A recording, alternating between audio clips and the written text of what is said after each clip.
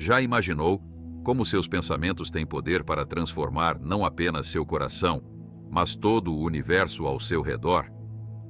Os pensamentos do justo são retos, mas os conselhos dos ímpios, engano. Provérbios 12:5. Esta verdade poderosa revela algo que muitos de nós, em momentos de solidão ou dúvida, esquecemos. O universo não está trabalhando contra você. Ele está respondendo ao que habita em seu coração e em sua mente. Você já se sentiu sozinha em seu chamado espiritual? Como se Deus tivesse plantado um propósito em seu coração, mas parece que ninguém mais o enxerga ou o valoriza. Esta sensação de isolamento não é coincidência, é propósito. O que muitas vezes interpretamos como abandono é, na verdade, o mais profundo preparo que Deus poderia oferecer. Seus pensamentos moldam sua realidade espiritual muito antes de transformarem sua realidade física.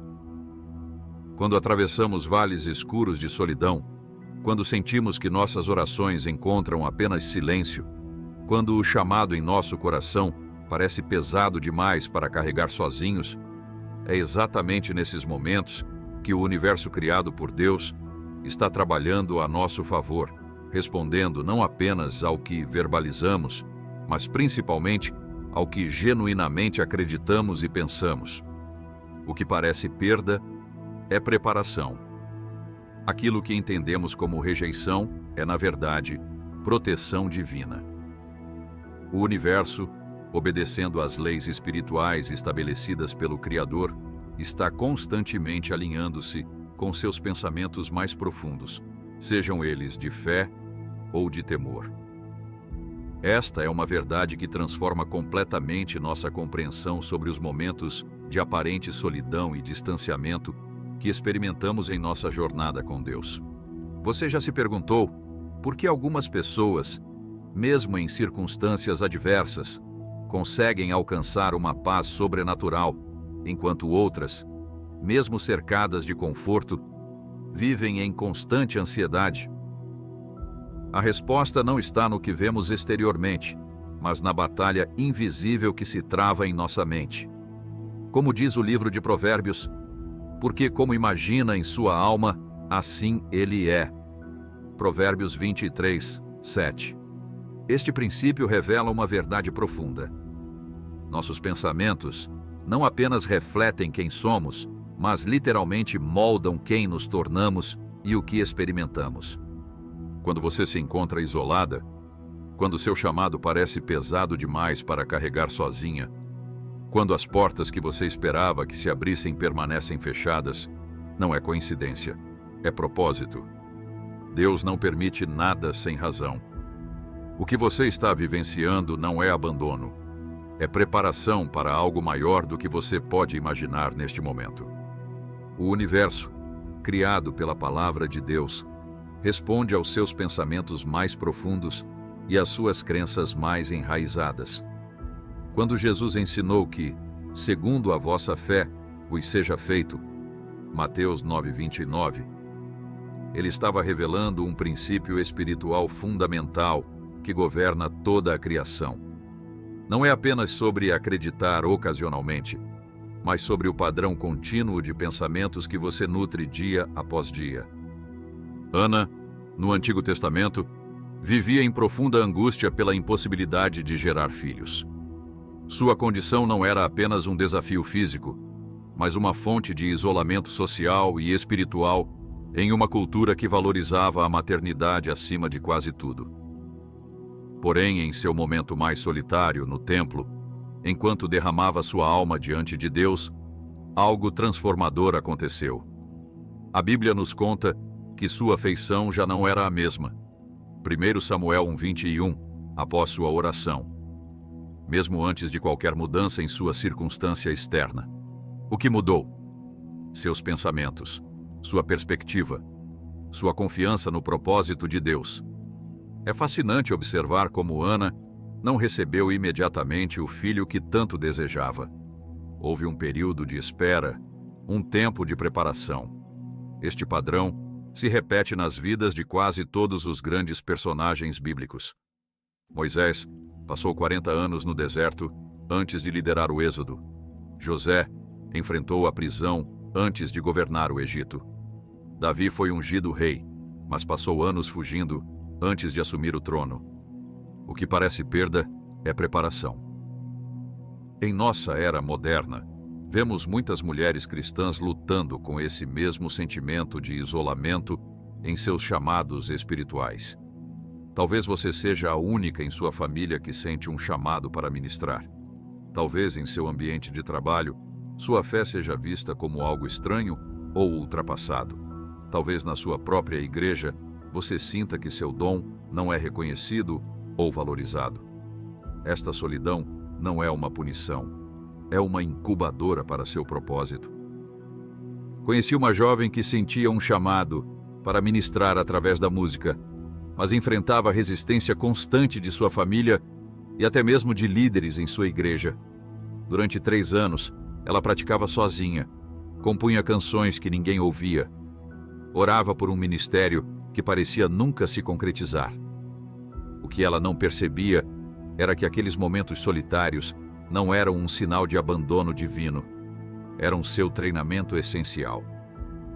Quando finalmente surgiu a oportunidade de liderar louvor, ela não apenas tinha as habilidades necessárias, mas também a maturidade espiritual forjada na solidão. O apóstolo Paulo, escrevendo aos Romanos, afirmou: "E não vos conformeis com este mundo, mas transformai-vos pela renovação da vossa mente." Romanos 12:2. Observe que o caminho para a transformação começa na mente, não nas circunstâncias. Quando você muda a forma como pensa, você literalmente começa a reprogramar sua experiência de realidade. Isso não é um conceito apenas bíblico, mas algo que a ciência moderna tem começado a compreender.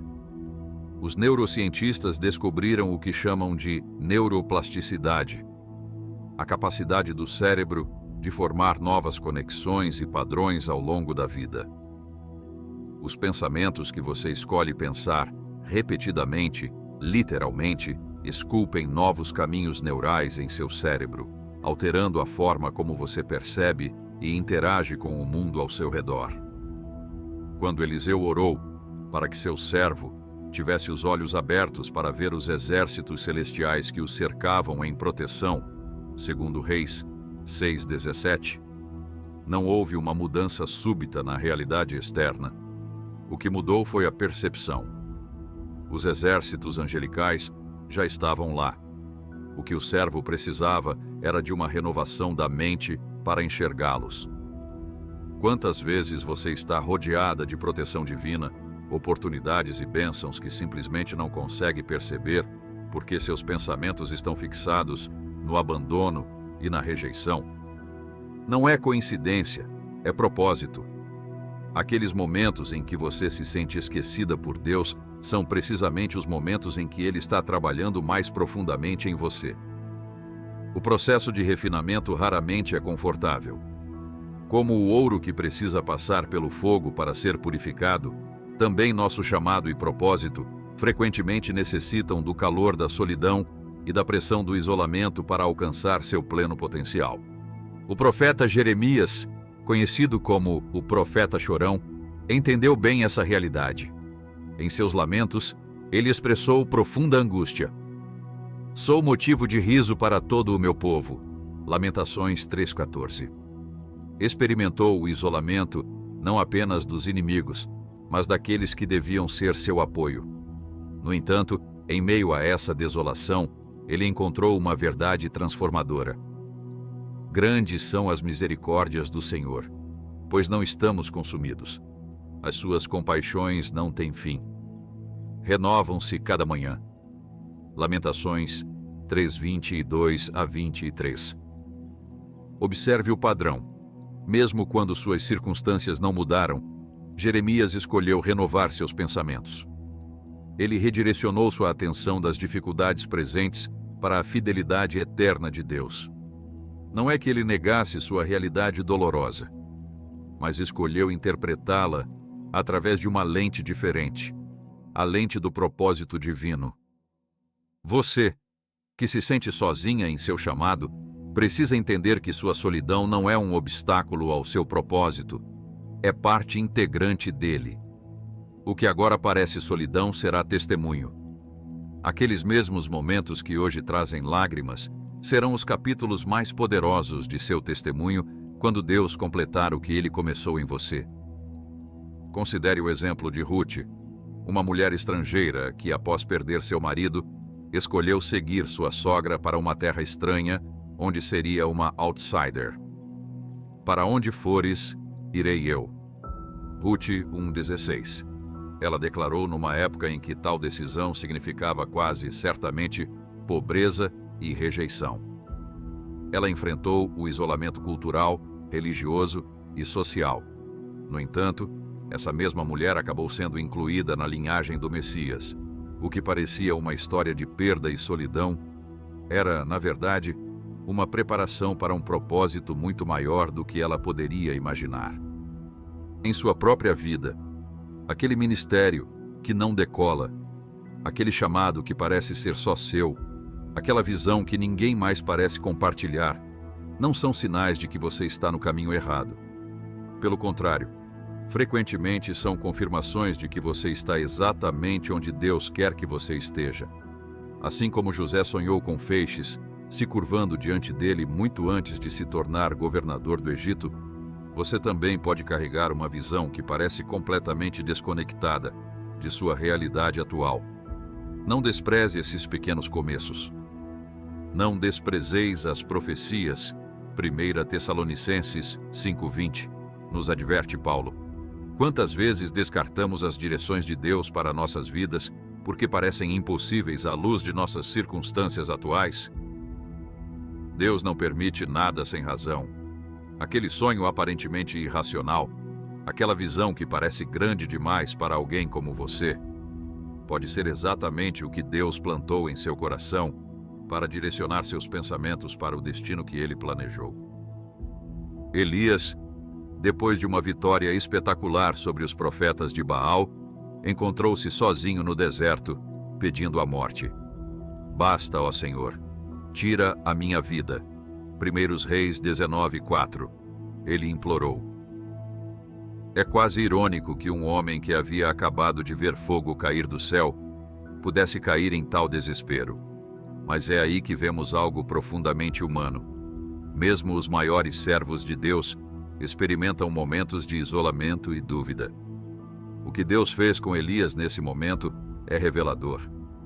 Ele não o repreendeu por sua falta de fé, não o forçou imediatamente de volta ao ministério. Em vez disso, providenciou descanso, alimentação e, mais importante, falou com ele em uma voz mansa e delicada. 1 Reis 19:12. O Deus do universo se adaptou à fragilidade de seu servo, mostrando que mesmo nossos momentos mais baixos são oportunidades para uma comunhão mais profunda. Quando chegar o tempo, tudo fará sentido.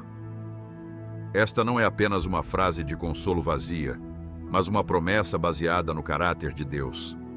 Para tudo há um tempo determinado, e há tempo para todo propósito debaixo do céu. Eclesiastes 3:1. Seu tempo de isolamento tem um prazo de validade. Seu deserto tem uma saída. Sua solidão tem um propósito. Uma das mentiras mais eficazes que o inimigo usa é a ideia de que se Deus realmente estivesse com você, você não se sentiria tão sozinha. Mas a Bíblia está repleta de exemplos que contradizem isso. Jesus, o próprio Filho de Deus, experimentou o abandono supremo na cruz. Deus meu, por que me desamparaste?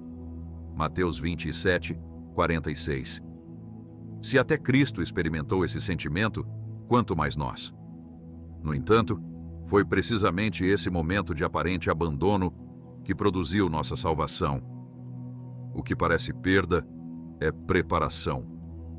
Aquelas orações que parecem não ultrapassar o teto, aquelas lágrimas derramadas em segredo, aquela sensação de que ninguém realmente entende o que Deus colocou em seu coração, são todas partes essenciais do seu desenvolvimento espiritual. É no vazio do isolamento que aprendemos a depender completamente de Deus.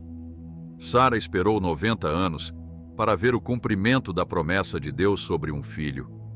90 anos.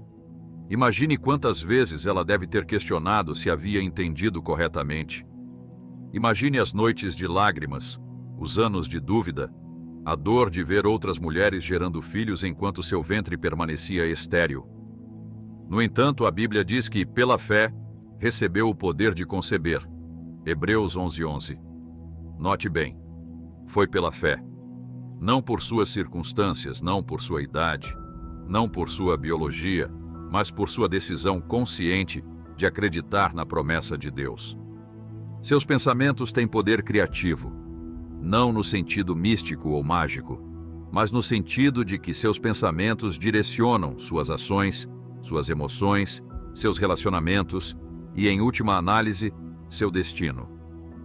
Acima de tudo, guarde o seu coração, pois dele procedem as fontes da vida. Provérbios 4:23.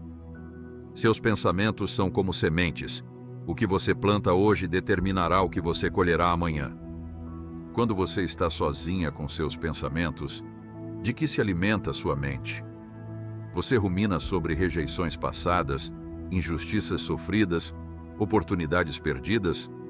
Ou você medita nas promessas de Deus, nas vitórias já conquistadas, no caráter imutável do Pai? Pensai nas coisas que são de cima. Colossenses 3:2 nos orienta Paulo. Isso não é uma sugestão espiritual bonita, mas impraticável. É uma estratégia de guerra para a batalha de sua mente.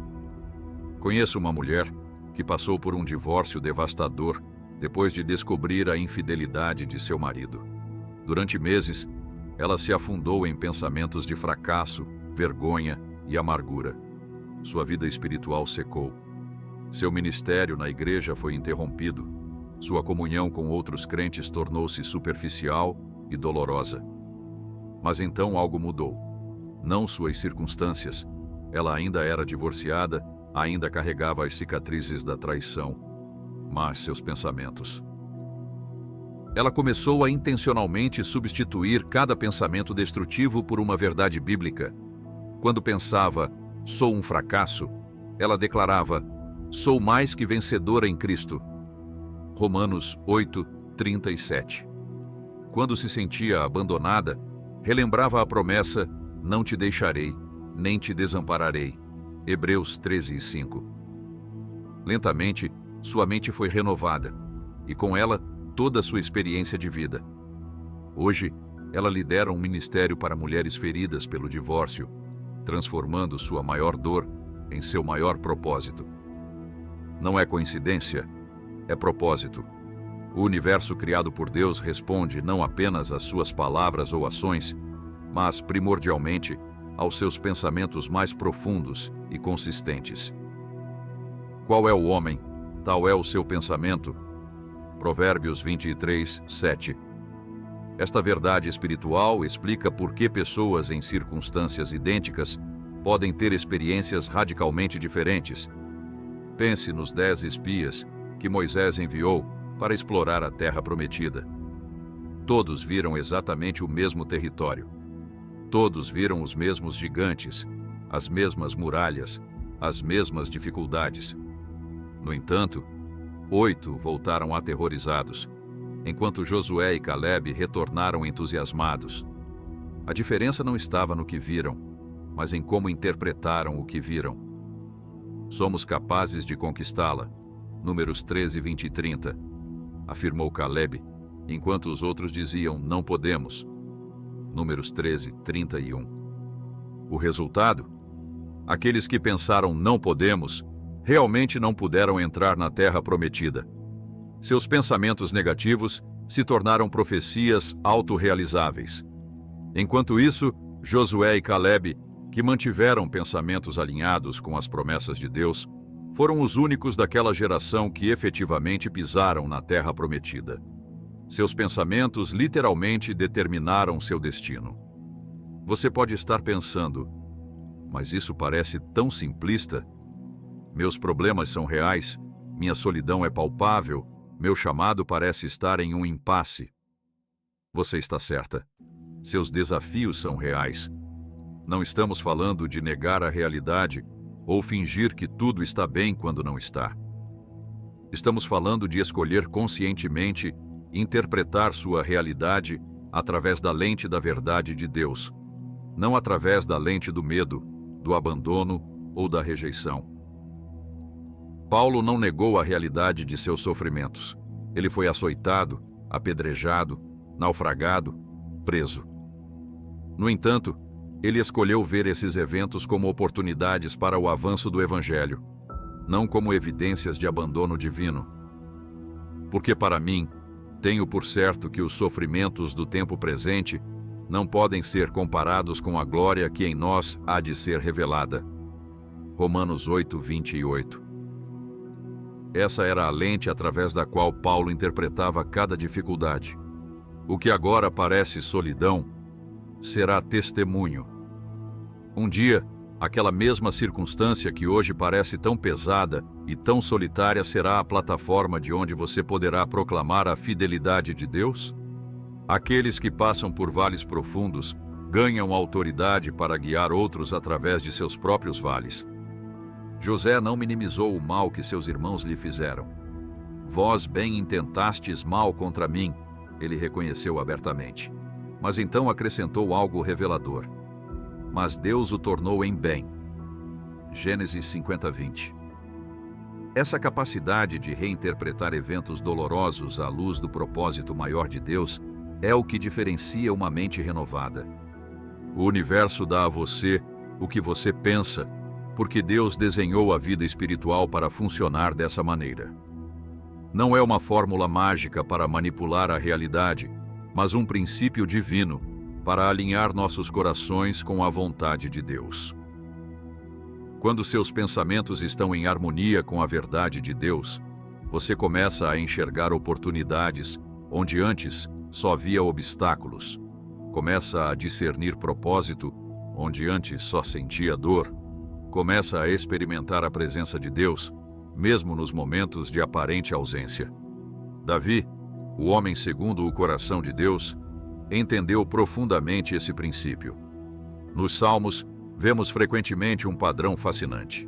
Davi começa expressando sua angústia real. Até quando, Senhor, me esquecerás para sempre? Salmo 13, 1. Mas termina afirmando sua confiança. Mas eu confio na tua benignidade.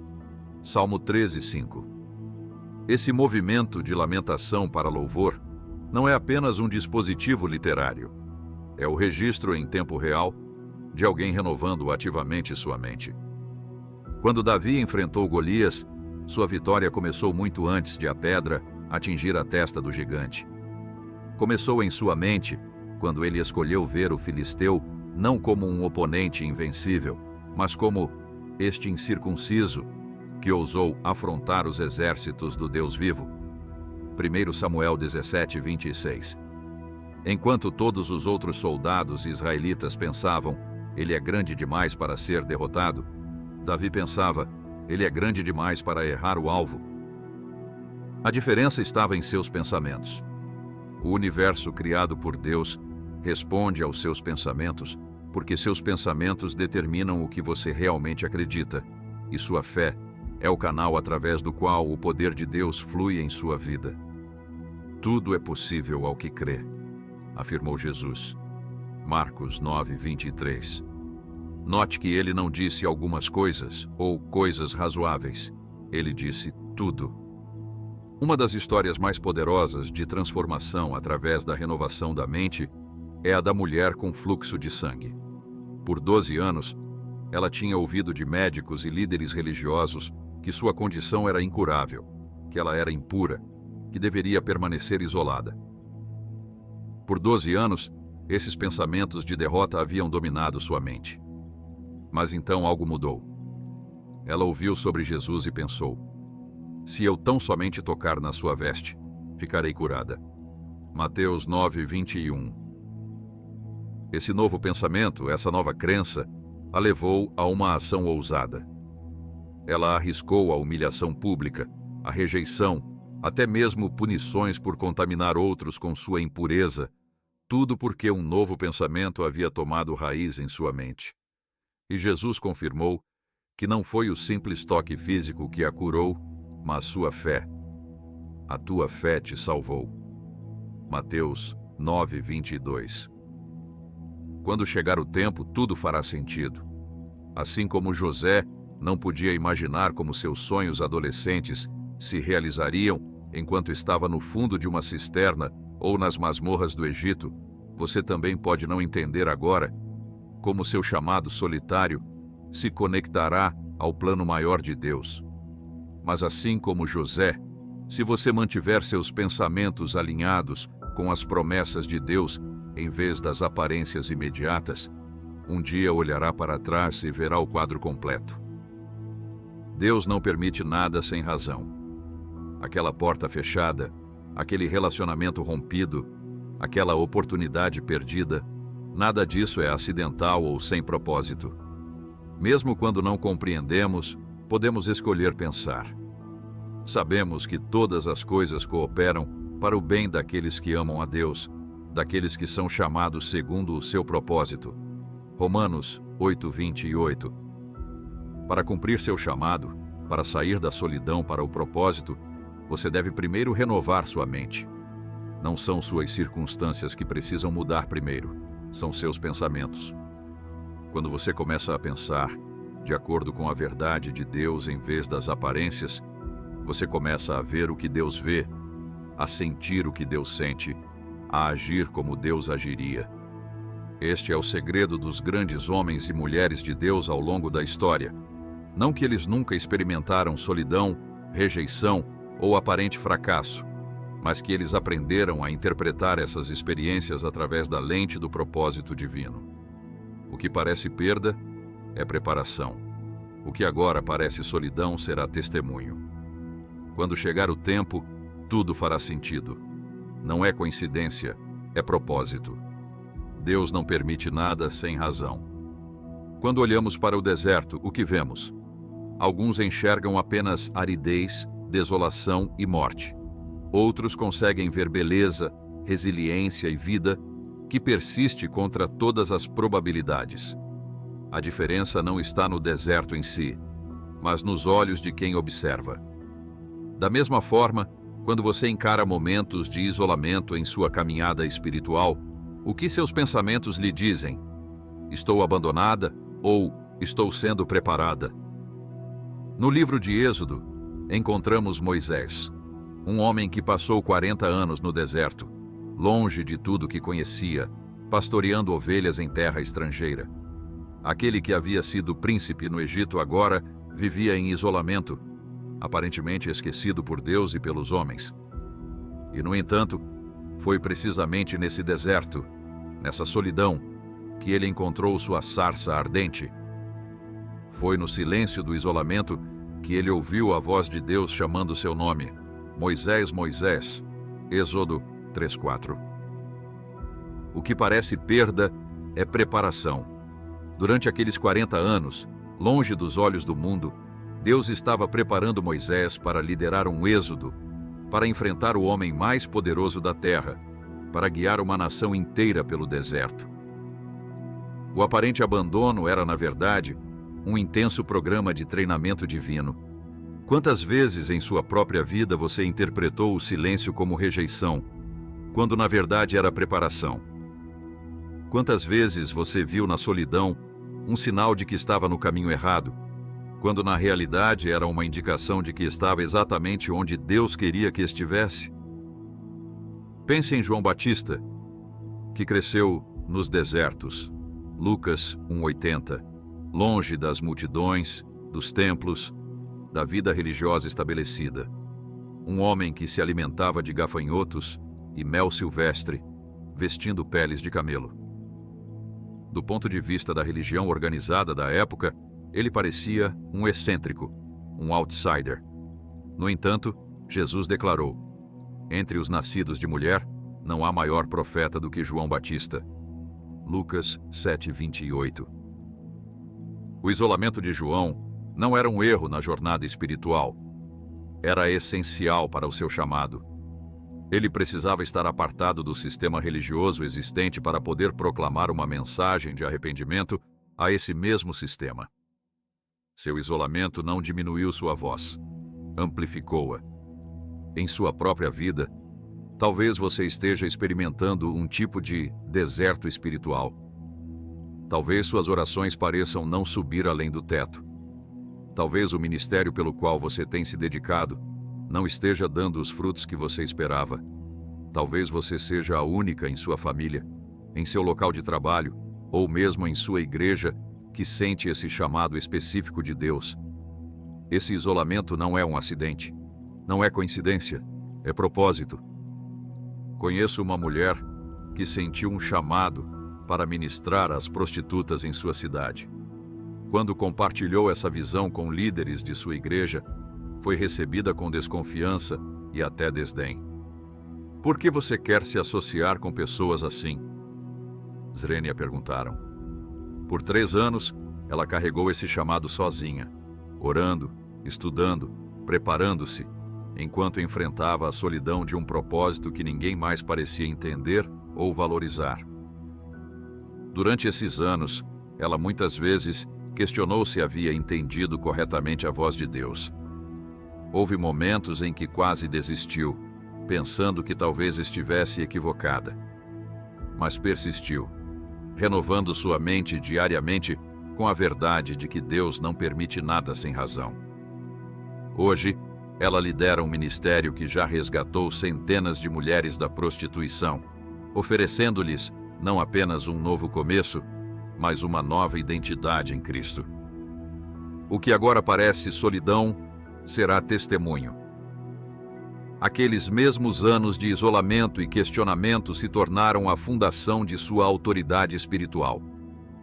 Quando ela fala sobre perseverar no chamado de Deus, mesmo quando ninguém mais entende, suas palavras carregam peso porque foram forjadas na fornalha da experiência vivida.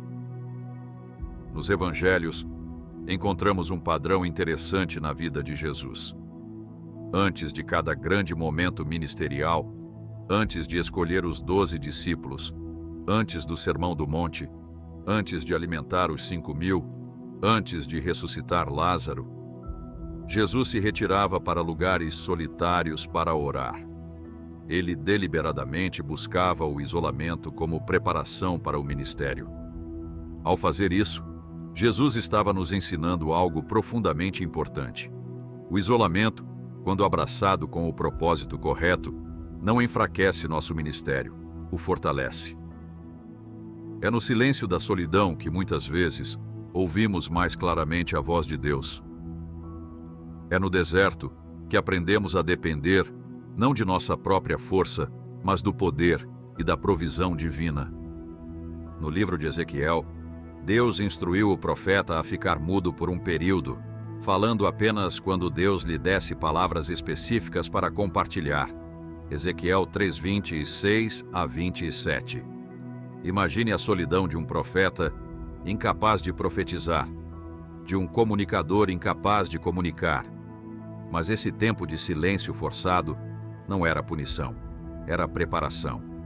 Quando Ezequiel finalmente falou, suas palavras carregavam uma autoridade que só poderia vir de alguém que havia aprendido a esperar completamente em Deus. Talvez você também esteja em uma temporada de silêncio forçado. Talvez você tenha uma mensagem ardendo em seu coração, mas nenhuma plataforma para compartilhá-la. Talvez você tenha um chamado claro, mas todas as portas pareçam estar fechadas. Não interprete isso como abandono. Não é coincidência, é propósito. Deus está refinando tanto a mensagem quanto a mensageira. É fascinante observar como Deus frequentemente escolhe usar pessoas que passaram por períodos significativos de isolamento. Pense em José, 13 anos entre seus sonhos e seu destino. Grande parte desse tempo passado em uma prisão egípcia. Pense em Davi, anos fugindo de Saul, escondendo-se em cavernas, vivendo como refugiado entre os filisteus. Pense em Paulo, 3 anos na Arábia após sua conversão, além de múltiplos períodos de prisão. Por que Deus permite esse padrão de isolamento em tantas vidas que Ele usa poderosamente? Porque é no isolamento que aprendemos lições que não poderíamos aprender de nenhuma outra forma. No isolamento, aprendemos a depender exclusivamente de Deus. Quando não temos ninguém mais para nos encorajar, para validar nosso chamado, para confirmar que estamos no caminho certo, somos forçados a buscar essa confirmação unicamente em Deus. Como Davi, aprendemos a fortalecer-nos no Senhor, 1 Samuel 36, quando não há ninguém mais para nos fortalecer. No isolamento, nossos motivos são purificados. Quando não há aplausos, quando não há reconhecimento, quando não há recompensa visível pelo nosso serviço, continuamos a servir? Continuamos a obedecer? Quando todo o reconhecimento externo é removido, descobrimos por que realmente estamos seguindo a Cristo. É por amor a Ele ou pelo que podemos obter? No isolamento, nossa mensagem é refinada. Quando estamos constantemente cercados por vozes, mesmo vozes bem-intencionadas, pode ser difícil discernir a voz única que Deus nos deu. O isolamento nos força a encontrar nossa própria voz, a articular a mensagem específica que Deus colocou em nosso coração, sem ser excessivamente influenciados pelas tendências, modismos ou opiniões dos outros. No isolamento, nosso caráter é testado e fortalecido. É fácil parecer espiritualmente maduro quando tudo está indo bem, quando estamos cercados de apoio e encorajamento. Mas quem somos quando ninguém está olhando? Quem somos quando enfrentamos rejeição após rejeição? Quem somos quando o único que testemunha nossa fidelidade é o próprio Deus? Deus não permite nada sem razão. Seu atual deserto não é um desvio do caminho, é o caminho. Sua atual solidão não é um obstáculo ao seu chamado, é parte integrante dele. O apóstolo Paulo entendeu isso profundamente. Após sua dramática conversão na estrada para Damasco, ele não foi imediatamente aceito pela comunidade cristã. Na verdade, eles tinham medo dele e desconfiavam de sua conversão. Mesmo Barnabé, que mais tarde se tornaria seu parceiro ministerial, inicialmente hesitou em aceitá-lo. Paulo então passou 3 anos na Arábia antes de retornar a Jerusalém. Gálatas 1:27-18. O que ele estava fazendo nesses 3 anos? A Bíblia não nos diz explicitamente, mas podemos inferir que foi um tempo de intenso discipulado com o Espírito Santo, um tempo de recalibração teológica, um tempo de preparação para o ministério extraordinário que estava por vir. Aqueles anos aparentemente perdidos foram, na verdade, essenciais para formar Paulo no apóstolo que chegaria a escrever quase metade do Novo Testamento. Quando você está enfrentando seu próprio período de isolamento, quais pensamentos dominam sua mente? Fui esquecida. Meu chamado nunca vai se realizar. Por que Deus me abandonou? Ou são pensamentos alinhados com a verdade? O que parece perda é preparação. Não é coincidência, é propósito. Quando chegar o tempo, tudo fará sentido. O universo responde aos seus pensamentos mais profundos e consistentes.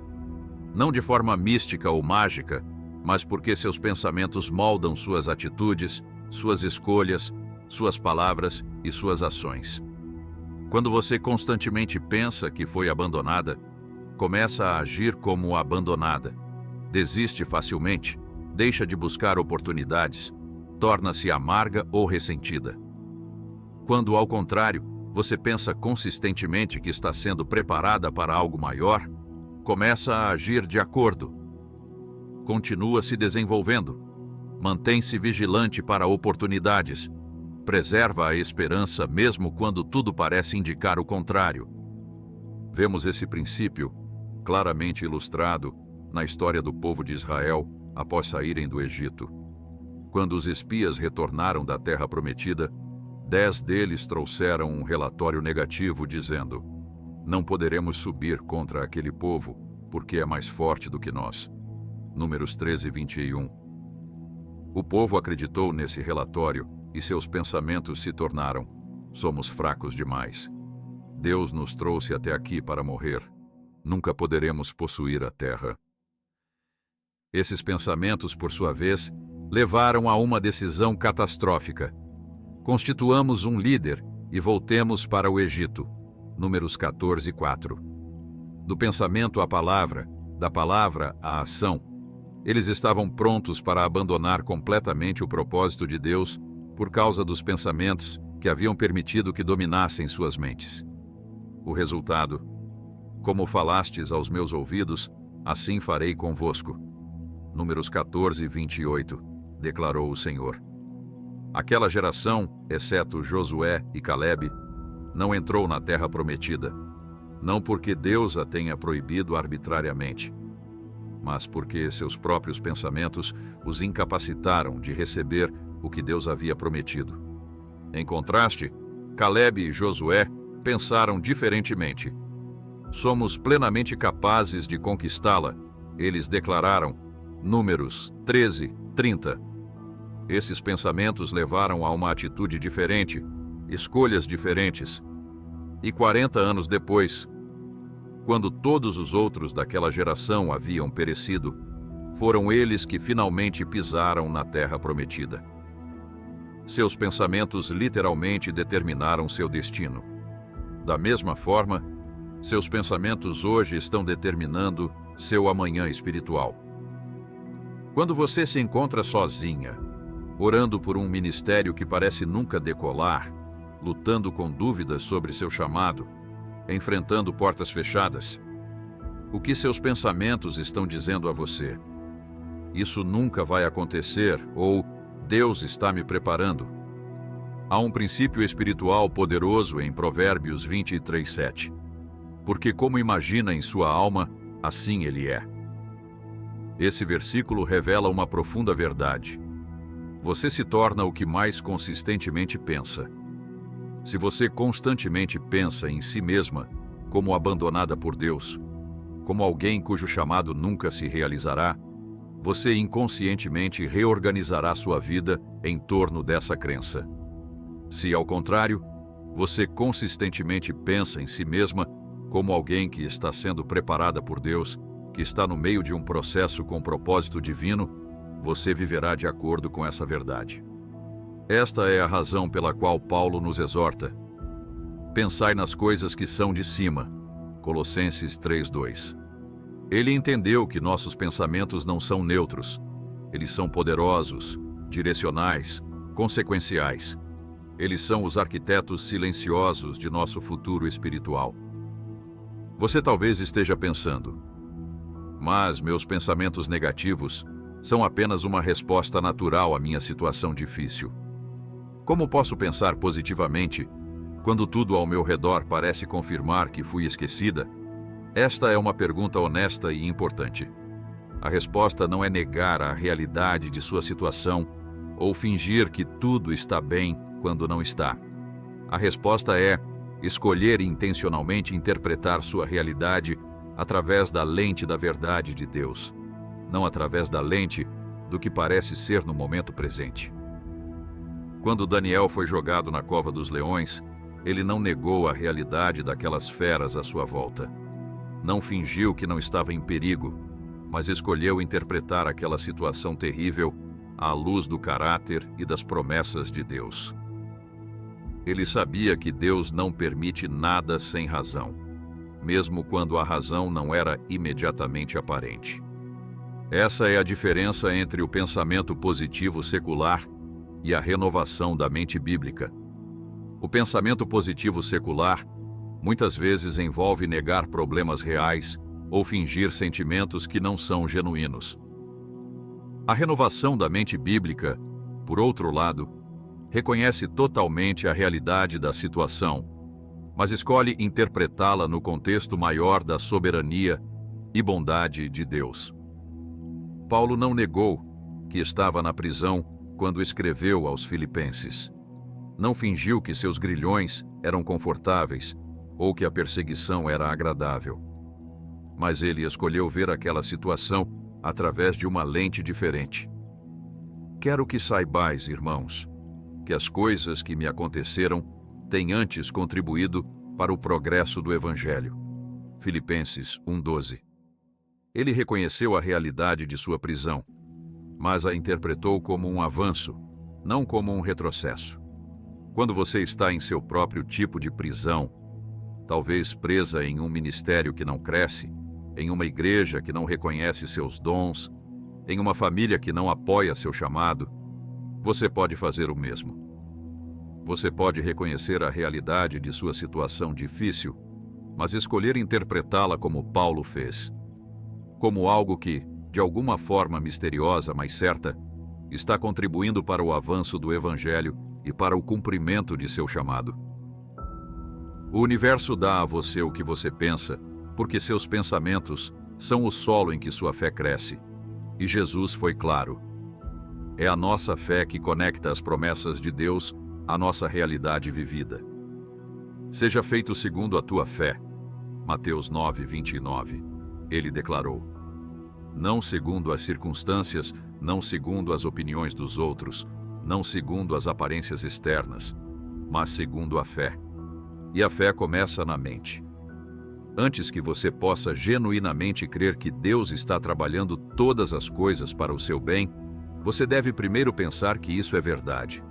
Antes que você possa confiar que seu atual deserto é preparação para seu futuro ministério, você deve primeiro alinhar seus pensamentos com essa verdade. A fé não é um salto no escuro. É um passo confiante, baseado no que você realmente acredita ser verdade sobre Deus e seus propósitos. Deus não permite nada sem razão, mesmo quando essa razão está temporariamente oculta de nossa visão. Como Jó, podemos passar por períodos em que nada parece fazer sentido, em que a dor e a confusão dominam nossa experiência.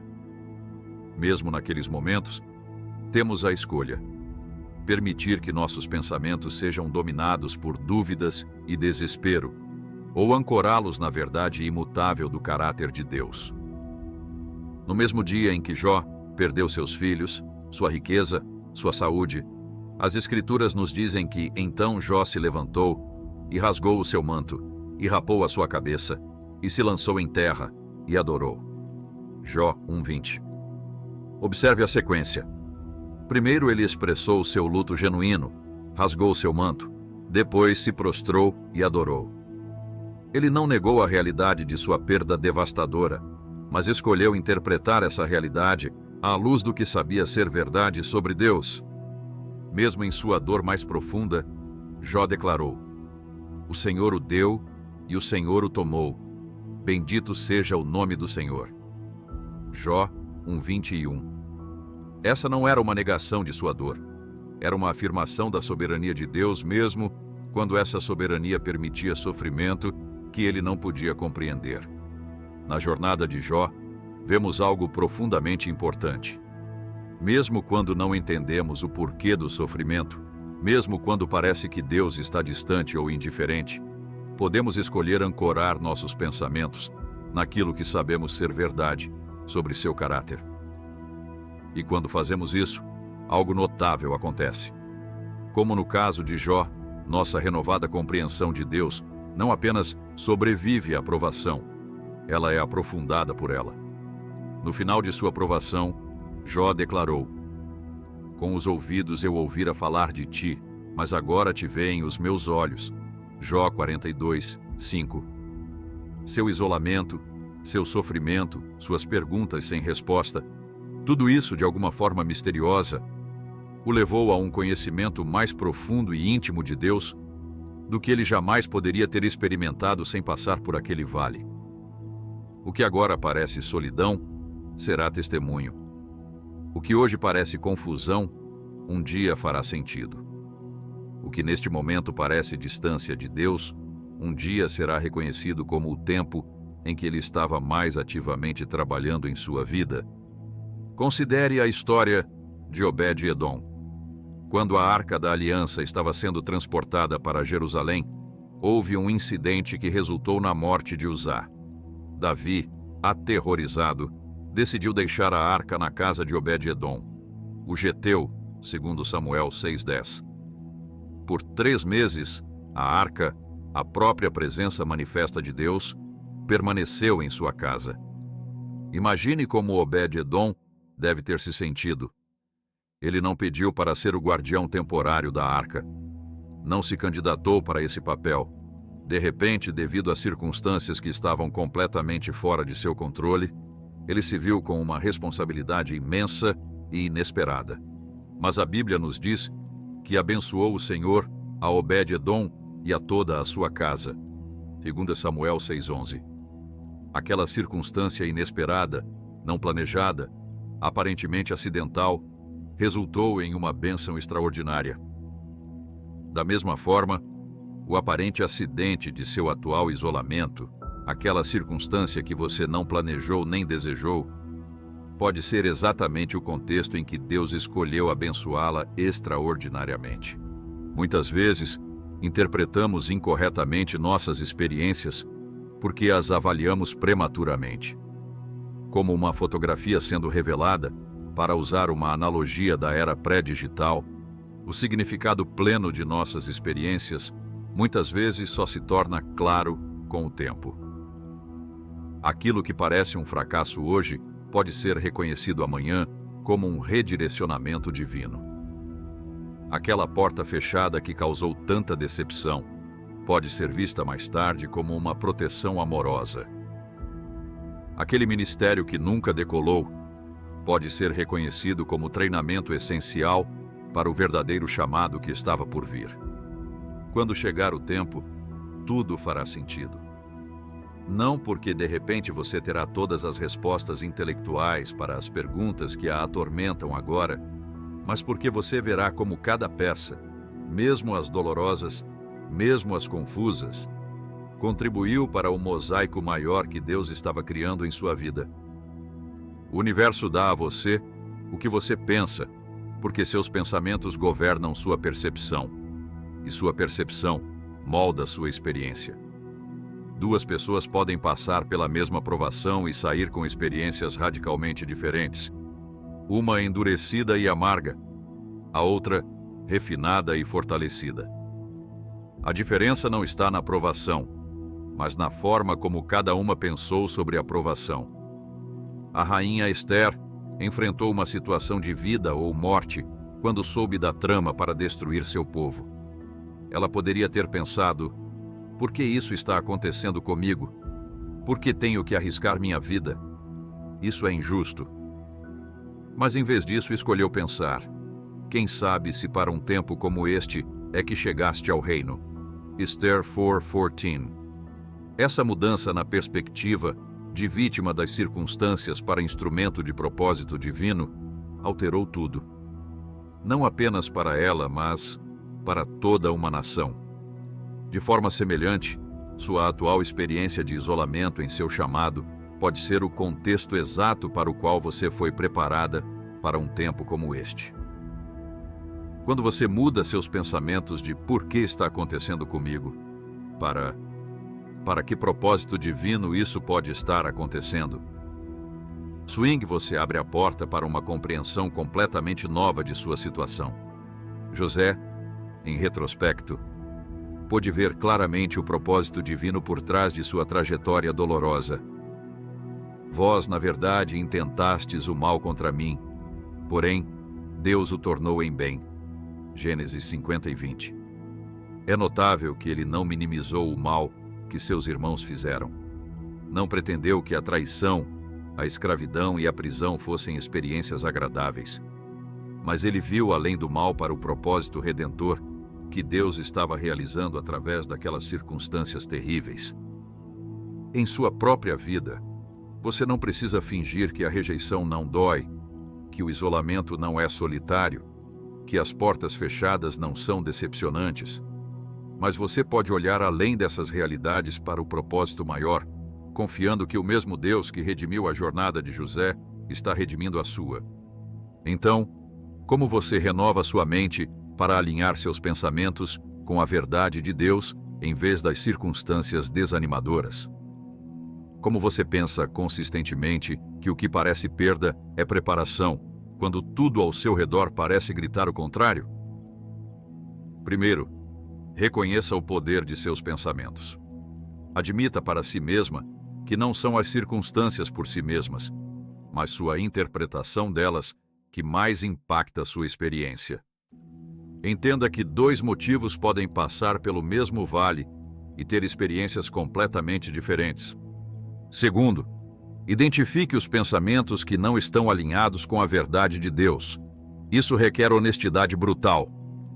Quais pensamentos você tem permitido que dominem sua mente? Fui abandonada. Meu chamado nunca se realizará. Deus me esqueceu? Traga esses pensamentos para a luz. Terceiro, substitua conscientemente esses pensamentos por verdades bíblicas. Quando o pensamento "fui abandonada" surge, substitua-o por "não te deixarei nem te desampararei". Hebreus 13:5. Quando o pensamento "meu chamado nunca se realizará" aparece, substitua-o por "fiel é o que vos chama, o qual também o fará". 1 Tessalonicenses 5:24. Quarto, medite diariamente na palavra de Deus.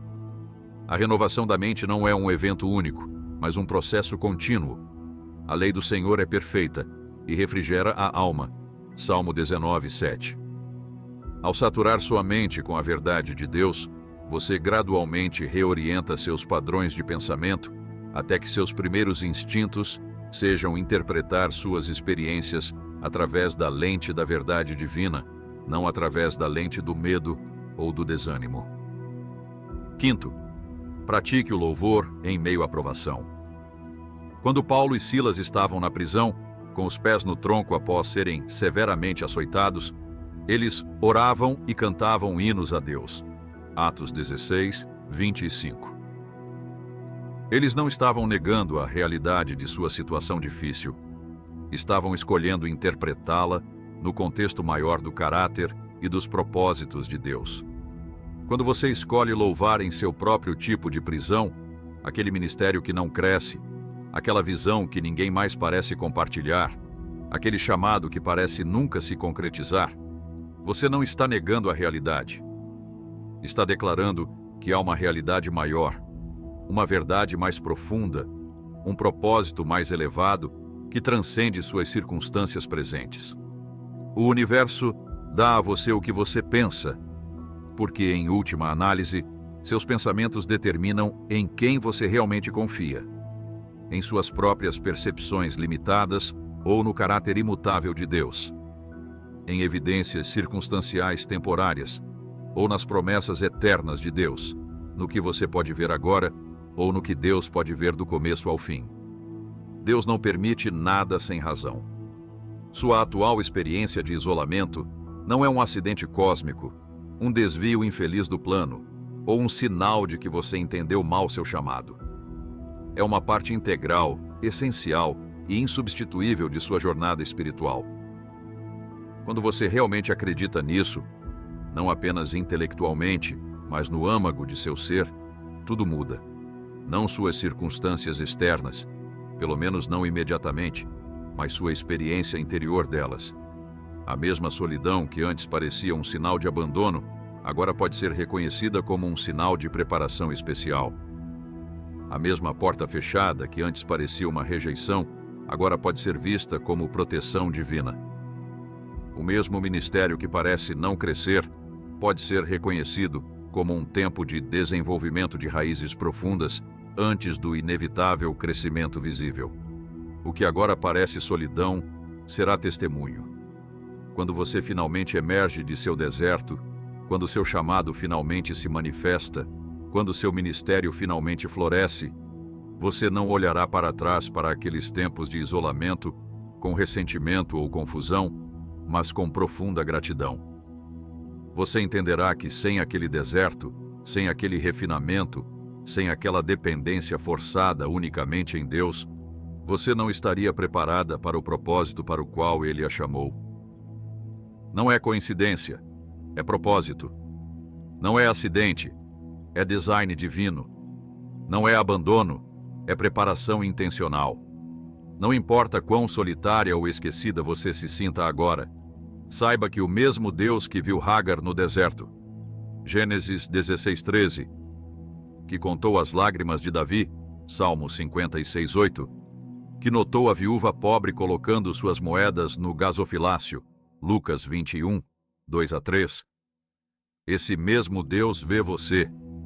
Ele vê seu coração pesado, suas lágrimas secretas, suas orações aparentemente não respondidas, seu chamado aparentemente esquecido. E ele não está apenas observando passivamente. Ele está ativamente trabalhando, moldando, preparando, refinando, equipando. Quando chegar o tempo, tudo fará sentido. E quando esse dia chegar, você olhará para trás para o caminho que percorreu, com todas as suas reviravoltas inesperadas, seus desvios aparentes, seus vales e montanhas, e verá não uma jornada acidental, mas um mapa divinamente desenhado.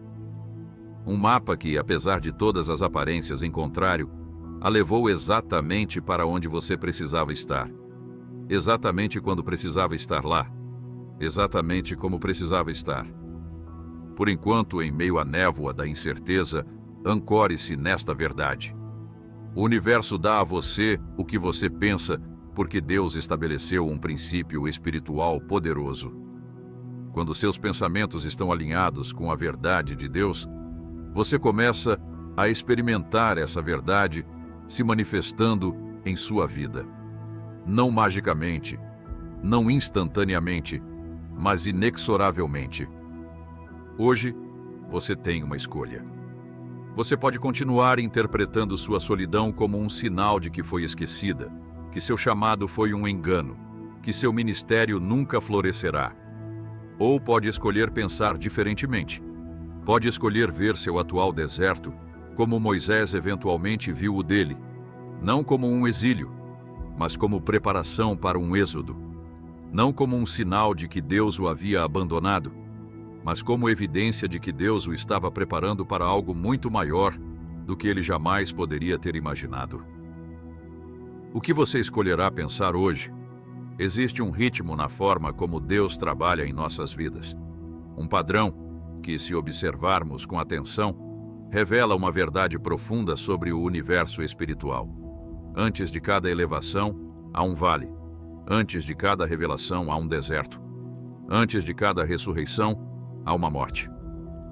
Como disse Jesus, se o grão de trigo, caindo na terra, não morrer, fica ele só.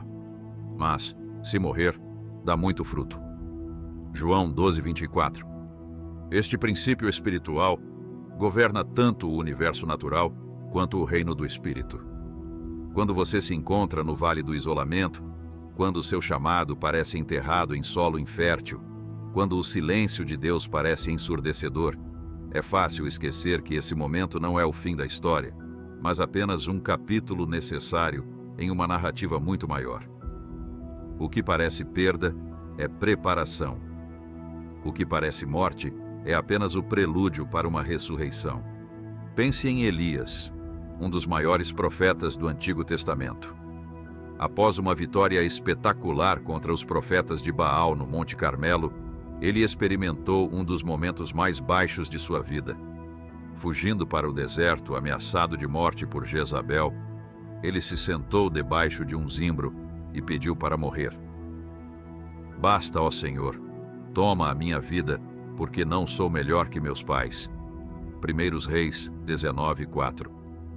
Aqui estava um homem que havia acabado de ver fogo cair do céu em resposta à sua oração, agora completamente desanimado, isolado e com medo.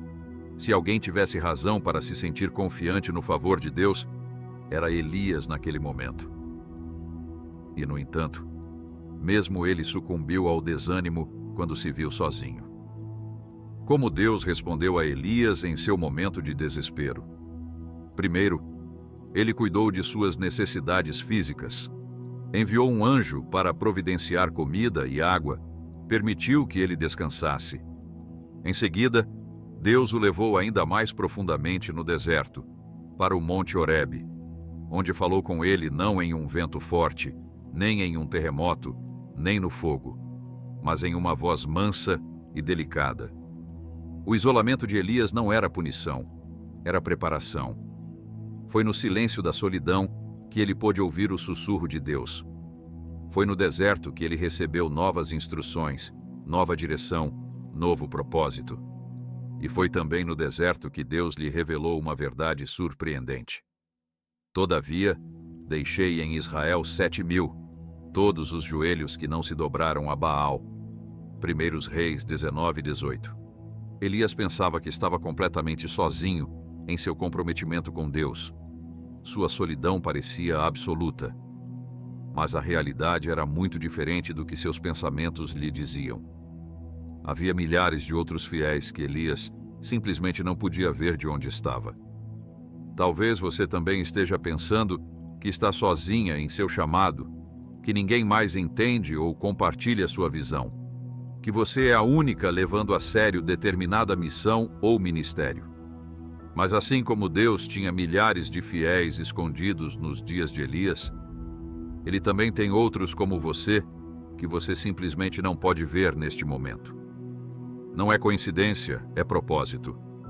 Deus frequentemente isola aqueles que Ele está preparando para um propósito especial, não para puni-los, mas para focar sua atenção, para refinar seus motivos, para aprofundar sua dependência dele. Quando Jacó ficou sozinho à noite, antes de seu reencontro com Esaú, ele se viu lutando com um anjo até o amanhecer. Gênesis 32, 24 a 32. Aquela noite de luta solitária o transformou fundamentalmente. Até seu nome foi mudado de Jacó para Israel. Foi no isolamento que ele experimentou sua transformação mais profunda. Em sua própria vida, os momentos em que você se sente mais sozinha em seu chamado podem ser precisamente os momentos em que Deus está mais ativamente trabalhando para transformá-la. O isolamento não é o inimigo do seu propósito, é frequentemente o incubador dele. O universo dá a você o que você pensa, porque seus pensamentos são sementes espirituais que inevitavelmente produzem uma colheita correspondente. Não vos enganeis. De Deus não se zomba, pois aquilo que o homem semear, isso também ceifará. Gálatas 6:7.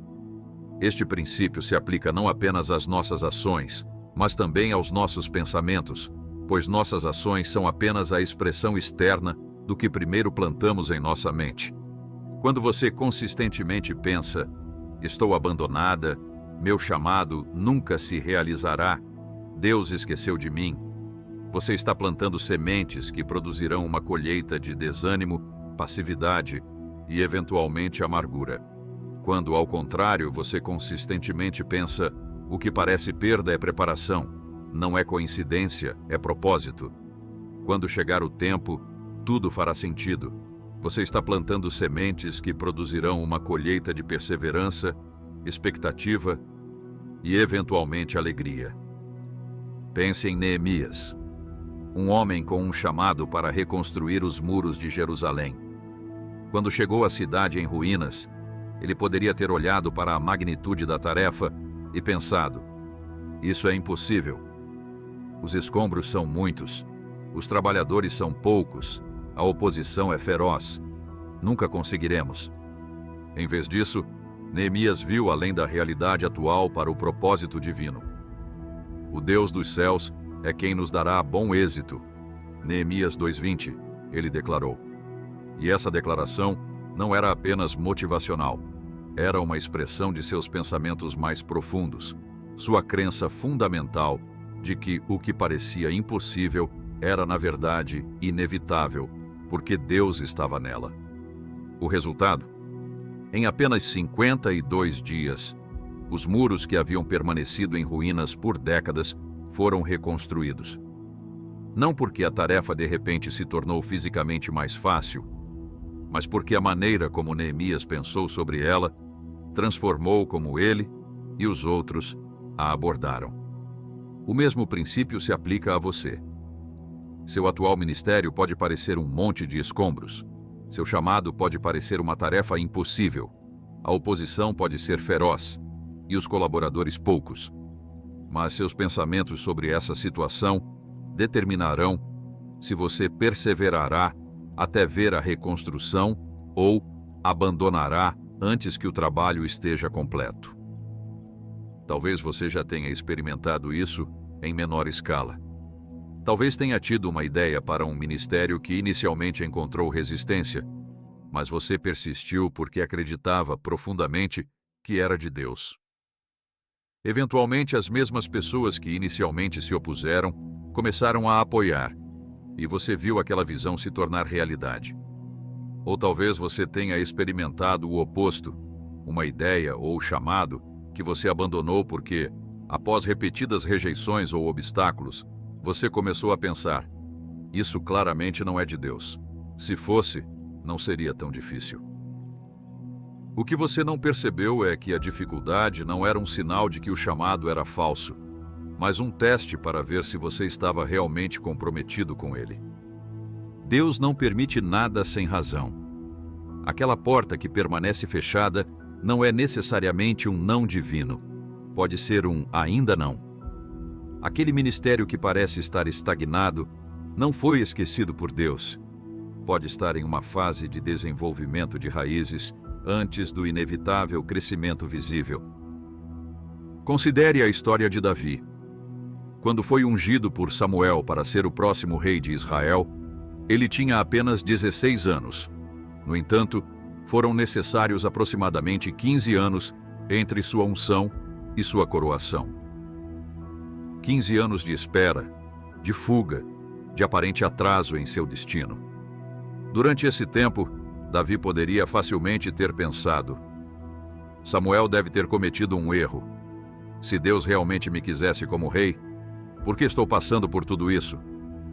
Por que Saul ainda está no trono? Por que estou vivendo em cavernas em vez de em um palácio? Mas a história de Davi revela que aqueles anos perdidos eram, na verdade, essenciais para sua preparação. Foi durante aquele tempo que ele desenvolveu sua habilidade como líder, reunindo ao seu redor todos os que estavam angustiados, todos os endividados e todos os amargurados de espírito, 1 Samuel 22:2, e transformando-os em poderosos heróis. 1 Crônicas 11, 10:47. Foi durante aquele tempo que ele aprendeu a confiar em Deus em circunstâncias impossíveis. Foi durante aquele tempo que ele compôs muitos dos salmos que ainda hoje consolam e inspiram pessoas ao redor do mundo. O que agora parece solidão será testemunho. Aqueles mesmos anos que pareciam um desvio no caminho de Davi para o trono acabaram sendo os anos que o moldaram no tipo de rei que poderia liderar Israel. Sem aquele tempo de preparação escondida, ele poderia ter se tornado apenas mais um governante com uma coroa, mas sem a sabedoria ou o caráter para liderar efetivamente. Da mesma forma, seu atual período de espera, de isolamento, de aparente desvio do seu destino, pode ser precisamente o que está formando em você o caráter e a sabedoria necessários para cumprir seu chamado. Sem essa preparação escondida, você poderia eventualmente alcançar uma posição de influência, mas não teria a profundidade espiritual para exercê-la efetivamente. Quando chegar o tempo, tudo fará sentido. Você olhará para trás para esses dias de aparente esquecimento e verá que eles eram, na verdade, dias de intensa formação e preparação. Como José, que só pôde dizer: Deus me enviou adiante de vós para conservar vossa sucessão na terra e para guardar-vos em vida por um grande livramento. Gênesis 45:7, depois de passar pelo vale da rejeição, da escravidão e da prisão. O apóstolo Paulo, escrevendo aos Coríntios, ilustra esse princípio com uma bela metáfora agrícola. Eu plantei, Apolo regou, mas Deus deu o crescimento. 1 Coríntios 3:6. Há um tempo para plantar, um tempo para regar e um tempo para colher. Cada fase é essencial, e cada fase tem suas próprias características. Na fase de plantio, tudo parece estar acontecendo abaixo da superfície. Não há evidências visíveis de progresso. Um observador casual, olhando para um campo recém-semeado, veria apenas terra, nenhum sinal da vida pulsante debaixo dela. Essa pode ser sua fase atual. Seu ministério, sua visão, seu chamado podem estar na fase de plantio, onde tudo o importante está acontecendo invisível aos olhos. Na fase de rega, há alguns sinais iniciais de vida, pequenos brotos verdes emergindo da terra, mas ainda não há fruto, nenhuma indicação concreta do que essa planta eventualmente produzirá. Muitos ministérios estão nessa fase. Há algum movimento, algum sinal de vida, mas nada perto do que você acredita que Deus prometeu. Na fase de crescimento, a fase que Paulo atribui exclusivamente a Deus, aquelas pequenas mudas se transformam em plantas maduras e produtivas. Isso não acontece da noite para o dia, é um processo gradual, quase imperceptível em seu desenvolvimento diário, mas inconfundível quando visto ao longo do tempo. Qual fase você está vivenciando agora? Plantio, onde tudo parece estar acontecendo abaixo da superfície. Rega, onde há sinais de vida, mas ainda nenhum fruto. Ou talvez você esteja na fase de crescimento, vendo seu ministério finalmente começar a produzir o que você sempre acreditou que Deus prometeu. Independentemente da fase, seus pensamentos sobre ela são cruciais. Se você está na fase de plantio e pensa, nada está acontecendo, Deus me esqueceu, você pode desistir antes mesmo que os primeiros sinais de vida apareçam. Se você está na fase de rega e pensa, isso é tudo o que vai acontecer, Deus deve ter exagerado em suas promessas, você pode abandonar o ministério bem quando ele está prestes a entrar em sua fase mais produtiva. O universo dá a você o que você pensa, porque seus pensamentos determinam sua persistência, e a persistência é frequentemente o fator decisivo entre o sucesso e o fracasso no reino espiritual. Considere a parábola do juiz injusto em Lucas 18, 1-8.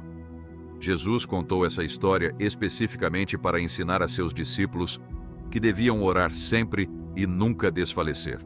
Lucas 18, 1. A viúva na história obteve justiça, não porque o juiz era bom, ele claramente não era, mas porque ela persistiu em seu pedido. Ela se recusou a desistir, mesmo quando tudo indicava que seu pedido seria negado. Jesus, então, faz uma comparação. Se até um juiz injusto eventualmente cederá à persistência, quanto mais Deus, que é perfeitamente justo e amoroso. Mas então, ele acrescenta uma pergunta intrigante. Quando, porém, vier o Filho do Homem, porventura achará fé na terra? Lucas 18, 8. Por que Jesus conclui uma parábola sobre persistência com uma pergunta sobre fé? Porque ele entende que a verdadeira persistência é alimentada pela fé, e a fé é cultivada nos pensamentos. A viúva persistiu porque acreditava que eventualmente receberia justiça. Seus pensamentos, sua convicção interna de que a persistência valeria a pena, deram-lhe a força para continuar voltando àquele juiz, mesmo quando todas as evidências externas sugeriam que era inútil. Da mesma forma, sua persistência em seu chamado, mesmo em tempos de isolamento e aparente esquecimento, será diretamente proporcional ao que você realmente acredita sobre Deus e seus propósitos. Se você pensa, Deus não permite nada sem razão, você encontrará força para persistir, mesmo quando nada parece estar acontecendo. Se você pensa, o que parece perda é preparação, você continuará avançando, mesmo quando o caminho parece estar levando na direção errada. Paulo expressa esse princípio belamente em sua carta aos Gálatas. E não nos cansemos de fazer o bem, porque a seu tempo ceifaremos, se não houvermos desfalecido. Gálatas 6:9. Observe a condição para a colheita, se não houvermos desfalecido. A colheita não é garantida simplesmente pelo plantio. É garantida pelo plantio combinado com a persistência. Quantos ministérios foram abandonados prematuramente porque alguém se cansou de fazer o bem? Quantas visões dadas por Deus nunca se materializaram porque a pessoa desistiu antes da colheita? Quantos chamados ficaram incompletos porque alguém interpretou a fase de plantio ou de rega como um sinal de que tinha ouvido Deus errado. Não é coincidência, é propósito.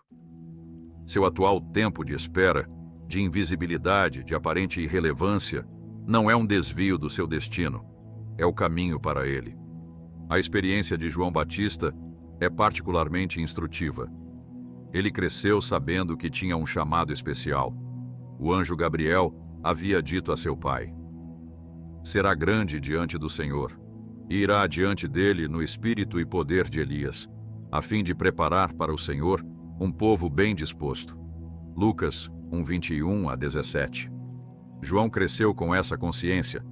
Ele seria o precursor do Messias, o cumprimento da profecia de Isaías, voz do que clama no deserto. Isaías 43.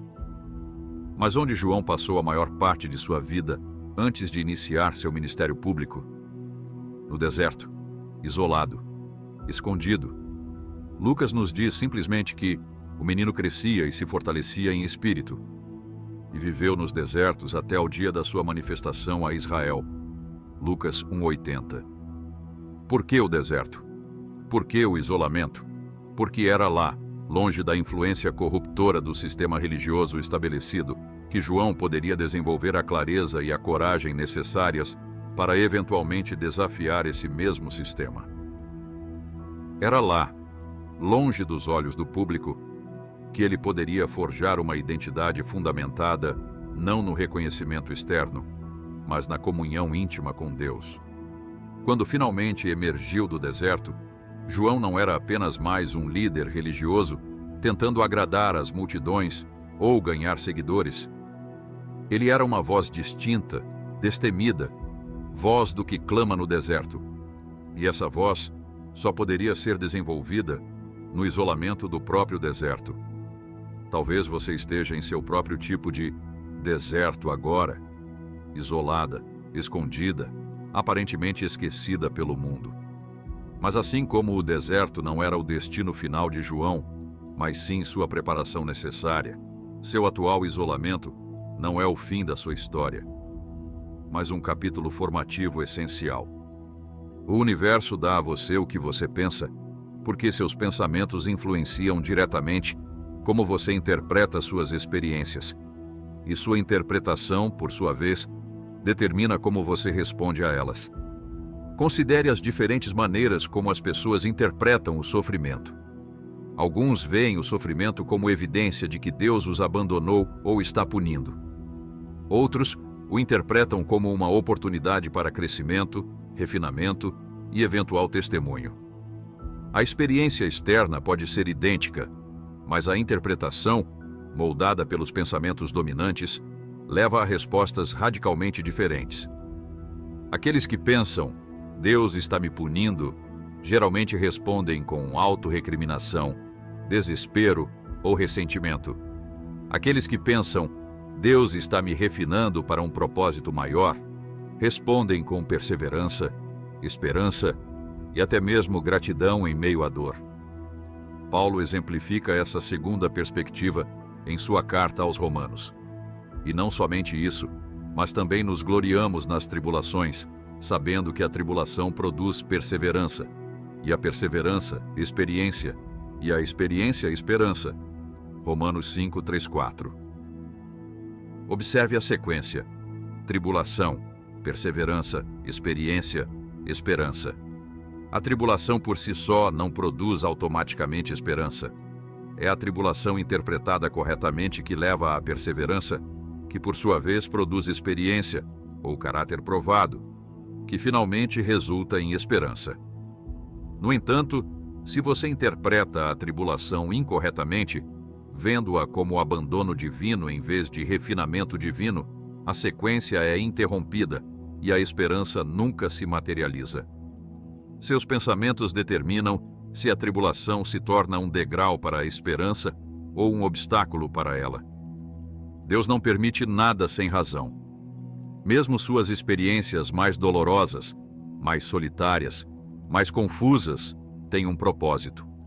Mesmo quando esse propósito não é imediatamente discernível, você pode escolher pensar: há um propósito nisso, mesmo que eu não possa vê-lo agora, Em vez de "isso é sem sentido", Deus me esqueceu. Em Lamentações, Jeremias expressa a profunda dor de ver Jerusalém destruída. Sua linguagem é crua, visceral. Ele não minimiza o sofrimento nem tenta colocá-lo em uma perspectiva espiritual prematuramente. Mas em meio às suas lamentações, ele interrompe seu lamento com uma declaração surpreendente. Isto, porém, trarei à minha mente, pelo que tenho esperança. As misericórdias do Senhor são a causa de não sermos consumidos, porque as suas compaixões não têm fim. Novas são cada manhã. Grande é a tua fidelidade. Lamentações 3:21 a 23. No meio de uma circunstância devastadora, a completa destruição de sua cidade amada, Jeremias escolhe trazer à mente uma verdade diferente daquela que suas circunstâncias estavam proclamando. Ele escolhe pensar sobre a misericórdia e a fidelidade de Deus, mesmo quando tudo ao seu redor parece contradizê-las. Esse é o poder de escolher seus pensamentos, mesmo em meio às circunstâncias mais desafiadoras. Não é negar a realidade do sofrimento, mas colocá-lo em um contexto maior, o contexto da fidelidade eterna de Deus e de seus propósitos redentor. Quando você está isolada em seu chamado, quando parece que ninguém entende ou valoriza o ministério que Deus colocou em seu coração, você tem uma escolha semelhante. Você pode focar seus pensamentos na rejeição, no isolamento, na falta de progresso visível, ou pode, como Jeremias, trazer à mente verdades maiores, que as misericórdias de Deus nunca falham, que suas compaixões são novas a cada manhã, que sua fidelidade é grande. O que agora parece solidão será testemunho. Um dia, você olhará para trás para este mesmo período, que agora parece tão solitário, tão difícil, tão aparentemente sem propósito, e verá como ele foi integral para a formação da sua vida e do seu ministério. E você usará essa experiência para encorajar outros que estão passando por seus próprios desertos. Deus permite que experimentemos coisas não apenas para nosso próprio benefício, mas para que possamos eventualmente confortar outros. Como Paulo escreve: Bendito seja o Deus e Pai de nosso Senhor Jesus Cristo, o Pai das misericórdias e Deus de toda consolação, que nos consola em toda a nossa tribulação, para que possamos consolar os que estiverem em qualquer angústia, com a consolação com que nós mesmos somos consolados por Deus. 2 Coríntios 1:3-4. Seu atual isolamento está construindo em você não apenas caráter para seu próprio benefício, mas também uma capacidade de ministrar efetivamente para outros que passarão por experiências semelhantes. Sua solidão atual está formando em você uma empatia e uma compaixão que você não poderia desenvolver de nenhuma outra maneira. Pense na mulher cananeia que veio a Jesus pedindo libertação para sua filha, atormentada por um demônio. Mateus 15:21-28. Inicialmente, Jesus não lhe respondeu uma palavra. Então, quando ela persistiu, ele disse algo que parecia ser uma rejeição. Não é bom tomar o pão dos filhos e lançá-lo aos cachorrinhos. Como ela respondeu a essa aparente rejeição? Ela poderia ter pensado: ele me rejeitou, ele não se importa, não há esperança para minha filha. Se tivesse permitido que esses pensamentos dominassem sua mente, ela teria ido embora e perdido o milagre que estava prestes a acontecer. Em vez disso, ela escolheu pensar diferentemente. Ela viu além da aparente rejeição para o propósito potencial por trás dela. Ela respondeu: Sim, Senhor, mas até os cachorrinhos comem das migalhas que caem da mesa dos seus donos. Jesus, então, revelou o verdadeiro propósito por trás de sua aparente rejeição. Ó mulher, grande é a tua fé. Faça-se contigo como queres. Ele não estava realmente rejeitando-a. Estava dando-lhe a oportunidade de demonstrar sua fé extraordinária. Uma fé que agora serve como exemplo para milhões de pessoas ao longo dos séculos. Da mesma forma, A aparente rejeição ou atraso que você está experimentando pode ser não um sinal de que Deus o abandonou, mas uma oportunidade para demonstrar uma fé que eventualmente servirá como testemunho para muitos. Quando chegar o tempo, tudo fará sentido. Não porque você terá todas as respostas intelectuais para os porquês que agora a atormentam, mas porque você verá o fruto que só poderia vir através desse processo específico. Como Jesus disse, nisso é glorificado meu Pai, que deis muito fruto, e assim sereis meus discípulos. João 15:8. E a chave para dar fruto, Jesus ensina, é permanecer. Permanecei em mim, e eu permanecerei em vós. Como o ramo não pode dar fruto de si mesmo, se não permanecer na videira, assim também vós, se não permanecerdes em mim. João 15:4. Seu tempo atual de isolamento pode ser precisamente sobre isso. Aprender a permanecer em Cristo quando não há nada mais em que se apoiar, quando não há nenhuma outra fonte de validação ou encorajamento, quando sua única âncora é sua conexão com Ele. Na videira, o processo de dar fruto não é instantâneo. Há uma estação para a poda, um tempo doloroso, mas necessário, quando ramos que pareciam perfeitamente saudáveis são cortados para que a planta possa eventualmente produzir mais fruto. Há uma estação de crescimento, um tempo de desenvolvimento silencioso, quando pouco parece estar acontecendo na superfície. E, finalmente, há uma estação de frutificação, quando todo aquele desenvolvimento invisível finalmente se manifesta em fruto visível. Você pode estar na estação da poda agora. Um momento doloroso, quando relacionamentos, oportunidades ou até mesmo ministérios que pareciam promissores foram subitamente cortados. Ou você pode estar na estação de crescimento, um período de desenvolvimento silencioso, quando pouco parece estar acontecendo.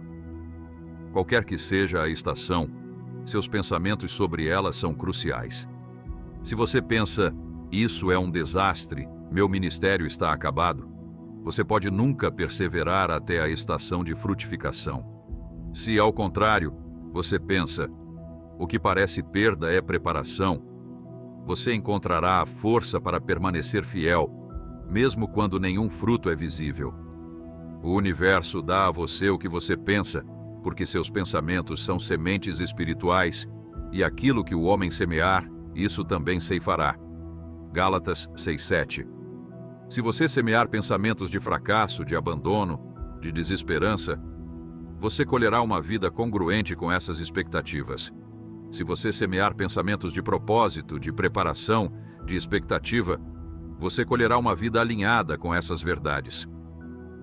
Jesus ensinou esse princípio em sua parábola do semeador, Mateus 13, 1-23. A mesma semente, a palavra de Deus, produziu resultados radicalmente diferentes, dependendo do solo em que caiu.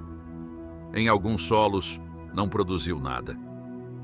Em outros, produziu uma colheita de 30, 60 ou até 100 vezes o que foi semeado.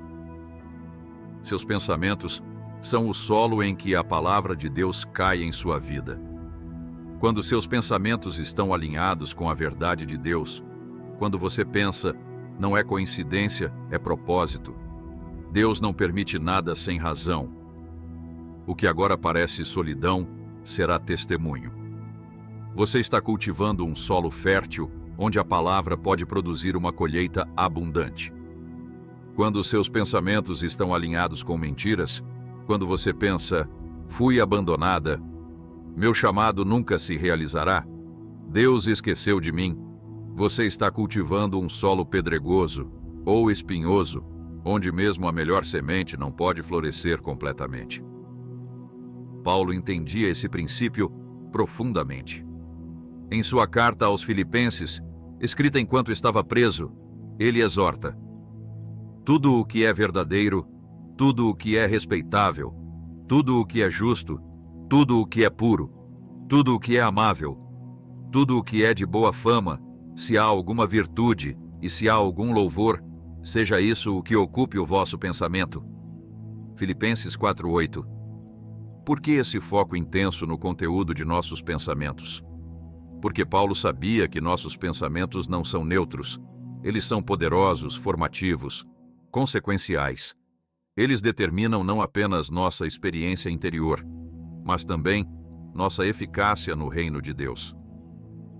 Quando você está isolada em seu chamado, quando seu ministério parece estagnado, quando sua visão parece esquecida, o que ocupa seus pensamentos? São meditações sobre o que é verdadeiro, as promessas imutáveis de Deus? Ou são preocupações, medos e dúvidas que contradizem essas verdades? Deus não permite nada sem razão. Mesmo seu atual vale, mesmo sua atual espera, mesmo seu atual isolamento tem um propósito. E quando você escolhe pensar de acordo com essa verdade, mesmo quando todas as evidências externas parecem contradizê-la, você está tomando uma posição de fé que transformará não apenas sua experiência interior, mas também sua realidade futura.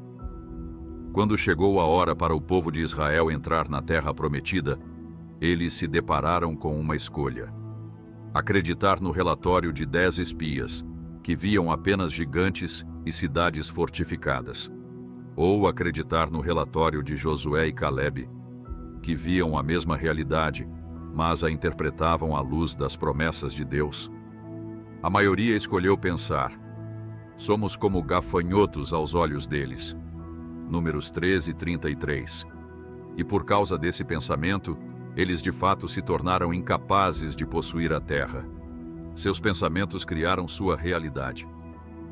Apenas Josué e Caleb pensaram diferentemente. Se o Senhor se agradar de nós, então nos fará entrar nessa terra e nó-la dará. Números 14:8. E por causa desse pensamento, eles foram os únicos daquela geração que eventualmente entraram na Terra Prometida. Seus pensamentos, alinhados com a verdade de Deus, criaram uma realidade diferente para eles.